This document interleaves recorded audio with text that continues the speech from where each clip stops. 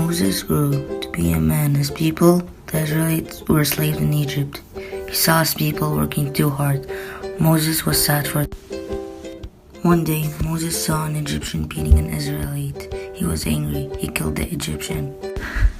The king of Egypt heard that Moses had killed the Egyptian. He said he would have Moses killed. Moses was afraid. He left Egypt and he went to another land. He stayed there for many years.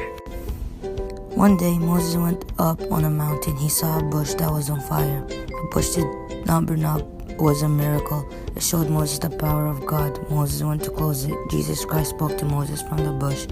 Jesus knew that the Israelites were not happy. He did not want them to be slaves, so he told Moses to lead the Israelites out of Egypt to the promised land. But Moses thought he could not lead the Israelites. Jesus said Aaron could help Moses. Aaron was Moses' brother. Moses was a prophet of God. Moses and Aaron went to the king of Egypt. They asked him to let the Israelites leave Egypt. The king said he wouldn't let them go. What the hell? Jesus said he would help Moses and Aaron. Jesus would show the king of Egypt his power. Then the king would let the Israelites go. Moses told the king Jesus would change the water in the rivers to blood. Jesus did change the water in Egypt to blood. The people could not drink water. The fish died. Again, Moses asked the king to let the Israelites go, but the king wouldn't let them go. Jesus sent many frogs to Egypt.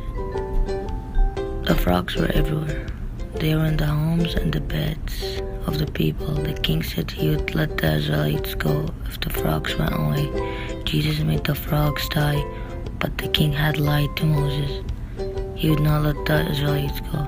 Jesus made lice come everywhere, but the king still would not let the Israelites. Jesus made fly comes everywhere.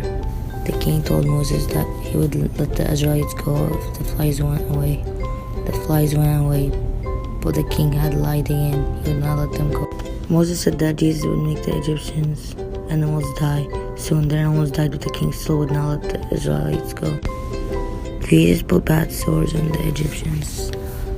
Then Jesus sent a bad hailstorm.